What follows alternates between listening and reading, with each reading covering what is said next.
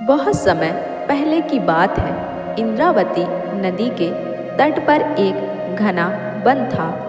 उस वन में एक चिड़िया और एक चिड़ा रहते थे। चिड़िया ने 2 अंडे दिए। एक दिन अचानक काले बादल घिर आए और बिजलियां तड़कने लगीं। एक बिजली चिड़िया और चिड़े के घोंसले पर गिरी। आश्चर्य का विषय था कि चिड़िया और चिड़वा अपने दोनों अंडों सहित सुरक्षित बच गए। बादल चले गए, बिजलियों का तड़कना भी बंद हो गया। इसके बाद चिड़िया फिर अपने अंडे को सेने लगी। कई महीने व्यतीत हो गए, लेकिन अंडे नहीं फूटे और उनमें से चूजे भी नहीं निकले।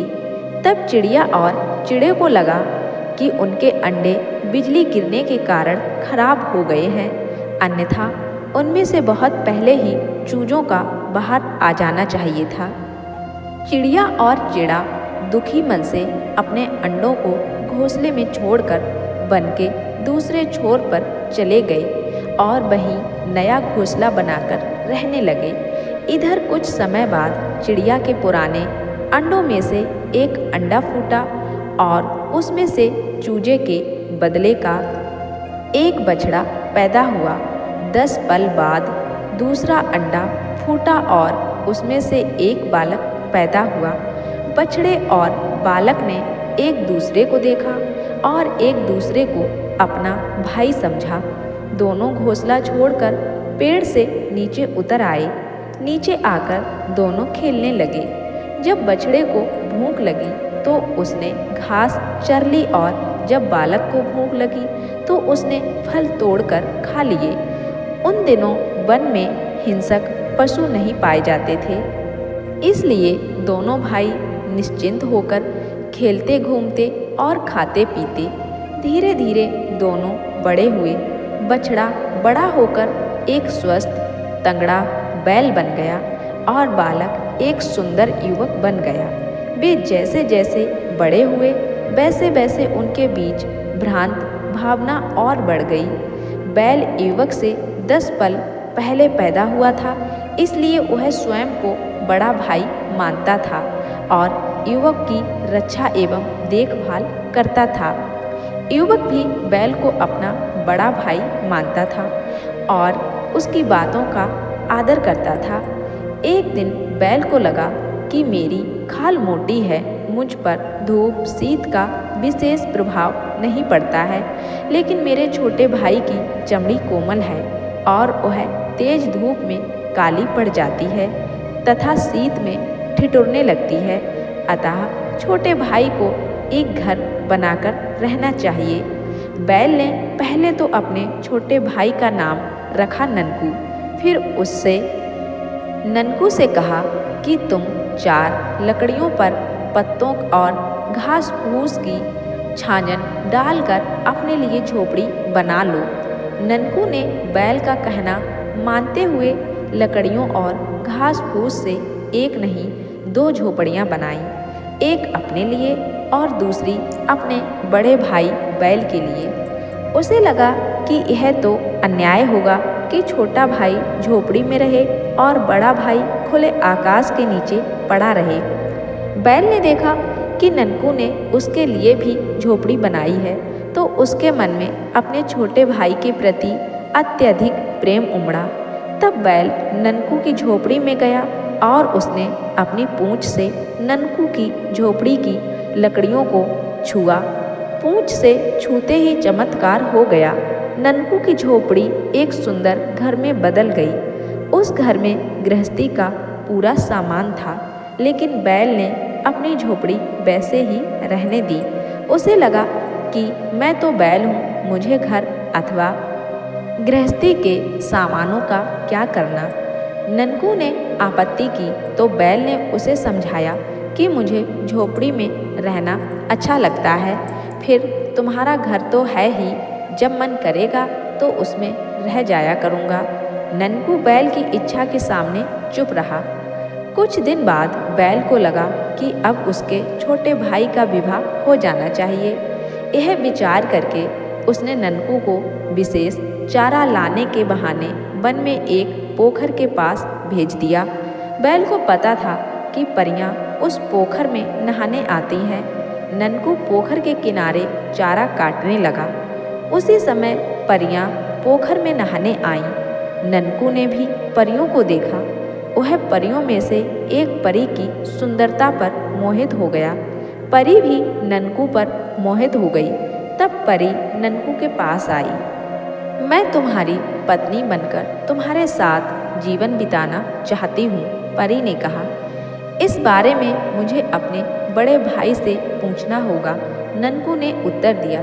ठीक है, हम तुम्हारे बड़े भाई के पास चलते हैं, परी ने कहा। ननकू और परी बैल के पास पहुँचे। बैल तो प्रतीक्षा ही कर रहा था। उसने तत्काल सहर्ष अनुमति देते हुए दोनों का विवाह करा दिया। ननकू और परी हंसी खुशी से रहने लगे। एक दिन एक राजा भटकता हुआ उस ओर आ पहुंचा जहां ननकू और बैल रहते थे। राजा ने घने वन के बीच सुंदर घर देखा तो वह चकित रह गया। इतने में उसे परी दिखाई दे गई। परी की सुंदरता देखकर वह मूर्छित होते होते बचा। वह पानी पीने के बहाने परी के निकट जा पहुंचा। उसने परी से पानी मांगा। परी ने उसे पानी पिलाया। हे सुंदरी, तुम यहाँ अकेली वन में क्यों रह रही हो? तुम्हें तो राजमहल में रहना चाहिए। राजा ने परी से कहा, मैं यहाँ अकेली नहीं रहती हूँ। मेरा पति और मेरे जेठ मेरे साथ रहते हैं। रहा राजमहल में रहने का प्रश्न, तो जहाँ मेरे अपने लोग रहते हैं वही मेरा राजमहल है। अभी राजा परी से बात कर ही रहा था कि ननकू और बैल भी आ गए। ननकू ने राजा से उसके बारे में पूछताछ की। यह वन मेरे राज्य में ही आता है, अतः तुमको मेरी आज्ञा माननी होगी और मेरे लिए सूरज की तरह चमकने वाला लाल पत्थर लाना होगा। यदि तुम लाल पत्थर नहीं ला सकोगे तो मैं तुम्हारी सुंदर पत्नी को अपने साथ ले जाऊंगा। राजा ने ननकू को धमकी देते हुए कहा, मुझे आपकी आज्ञा स्वीकार है। मेरे छोटे भाई के बदले मैं आपके लिए सूरज की तरह चमकने वाला लाल पत्थर लाऊंगा। ननकू के बदले बैल ने कहा, ठीक है, मैं 1 सप्ताह बाद आऊँगा, तब तक तुम लाल पत्थर ले आना। यह कहकर राजा चला गया। राजा के जाने के बाद ननकू चिंतित हो उठा। भैया, तुमने कह तो दिया, लेकिन तुम लाल पत्थर लाओगे कहाँ से? ननकू ने बैल से पूछा। कहीं से भी लाऊंगा, लेकिन लाकर रहूँगा।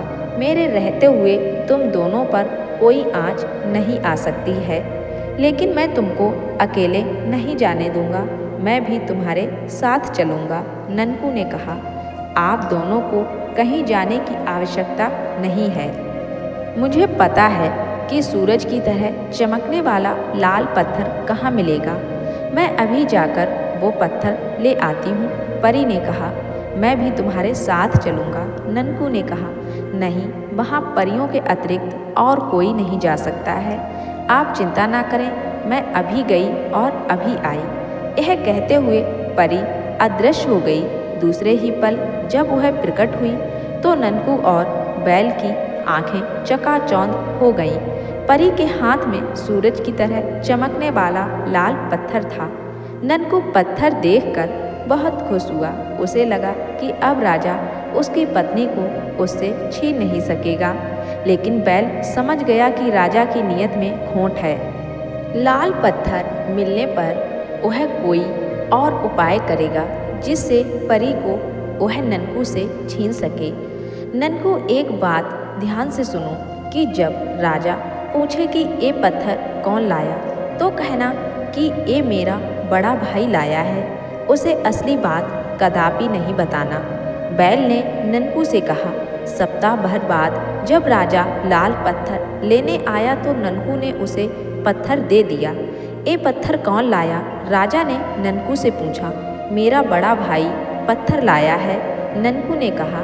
राजा ने यह इसलिए पूछा था क्योंकि राजा ने सुन रखा था कि जहाँ यह पत्थर मिलता है वहाँ कोई मनुष्य नहीं जा सकता है। अब ननकू का बड़ा भाई मनुष्य नहीं बैल था, अतः राजा क्या कहता।